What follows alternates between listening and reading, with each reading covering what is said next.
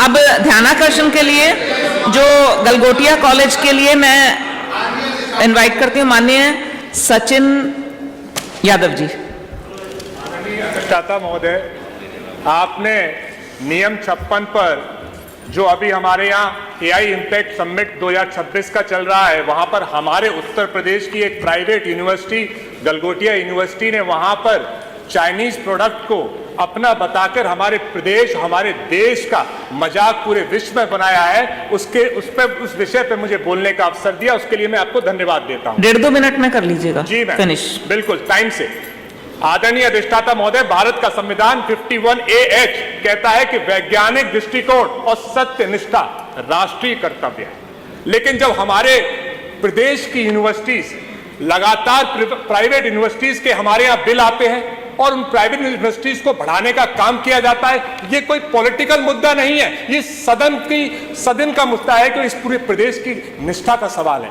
जब हमारी private universities बन जाती हैं तो इस तरह से विश्व के मंच पर, देश के मंच पर हमारे प्रदेश का नाम बदनाम करने का काम करती हैं, उनकी जांच भी होनी चाहिए और उन पर कार्रवाई भी होनी चाहिए। हम लोगों ने इसी देश में, इसी प्रदेश में आत्मनिर्भर का सपना देखा, बहुत बार बीजेपी सरकार ने इस पर बात की। मेक इन इंडिया का सपना देखा, बहुत बार इस सदन में उसकी चर्चा हुई।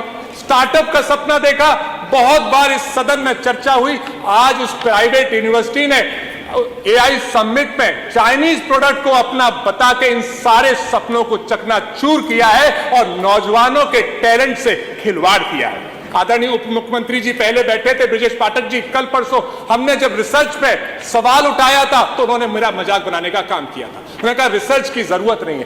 अब जब रिसर्च यूनिवर्सिटीज में होंगी नहीं, या इस तरह की गलगोटिया यूनिवर्सिटी ने जैसे रिसर्च किया है ऐसी रिसर्च करेंगे जहां पे चाइनीज प्रोडक्ट को अपना बताएंगे, तो कैसे हमारा प्रदेश आगे बढ़ेगा। तो आदरणीय अधिष्ठाता महोदय, मैं आपसे, क्योंकि आपने समय बहुत कम दिया है, मैं आपसे यही मांग करता हूं कि बिना वेरिफिकेशन के हमारा जब प्रोडक्ट नहीं था तो कैसे एआई समिट में पहुंचा, ये कहीं ना कहीं गवर्नमेंट की भी जिम्मेदारी है कि फोटो शूट कराने के अलावा उनको वेरिफिकेशन करना चाहिए था कि एआई समिट में जो प्रोडक्ट्स पहुंच रहे हैं या जो यूनिवर्सिटीज पहुंच रही हैं, क्या वो सचमुच रिसर्च करके अपने प्रोडक्ट्स बना रही हैं या नहीं, और इसकी जिम्मेदारी तय करनी चाहिए थी। इसलिए आपके माध्यम से मैं सरकार से अनुरोध करूंगा कि क्योंकि मेरे बहुत से दोस्तों का अमेरिका से तक फोन आया कि आपकी मजाक बन रही है, तो मैं आपके माध्यम से सरकार से अनुरोध करूंगा कि इस विषय की गहनता से जांच हो और इस विषय पर कठोर कार्रवाई हो, जिससे आगे कोई भी प्राइवेट यूनिवर्सिटी ऐसा कदम ना उठा पाए। बहुत बहुत धन्यवाद। माननीय तेज प्रताप जी बोलेंगे क्या? पंकज माननीय पंकज जी। महोदय, डिग्री नहीं दक्षता से देश आगे बढ़ता है। सच्चा शोध ही भविष्य का रास्ता करता है। यह वास्तविकता में हमारे आने वाली पीढ़ी के भविष्य पे प्रश्न चिन्ह खड़ा करता है। इतनी बड़ी यूनिवर्सिटी, इतने बच्चे पढ़ते हैं मान्यवर, और मान्यवर चूंकि वो विश्वविद्यालय उत्तर प्रदेश में स्थित है, यही संचालित है, इसकी जवाबदेही व नियामक निगरानी राज्य सरकार के दायरे में आती है। मान्यवर यह विषय केवल एक संस्थान तक सीमित न होकर देश की शैक्षिक विश्वसनीयता, वैज्ञानिक सत्यनिष्ठा, वैश्विक मंच और हमारे भविष्य से जुड़ा हुआ है। हमारे देश के भविष्य में प्रश्न चिन्ह खड़ा करता है, प्रतिष्ठा से जुड़ा हुआ है। हमारे यहाँ बहुत काबिल लोग हैं। एक यूनिवर्सिटी जो पैसे कमाने का अड्डा है, वो हमारे बच्चों के भविष्य पे प्रश्न चिन्ह नहीं लगा सकती। संविधान का अनुच्छेद 21A गुणवत्तापूर्ण शिक्षा सुनिश्चित करने का दायित्व राज्य पर डालता है। इसे हम इग्नोर नहीं कर सकते। मान्यवर अनुच्छेद 51AH, जो कि अभी सचिन भाई ने बताया, वैज्ञानिक दृष्टिकोण एवं सत्यनिष्ठा को नागरिक कर्तव्य के रूप में स्थापित करता है। 2-3 बातें मैं कहना चाहूंगा, समय आपने कम दिया है, मैं अपनी मांग ही कर लेता हूं।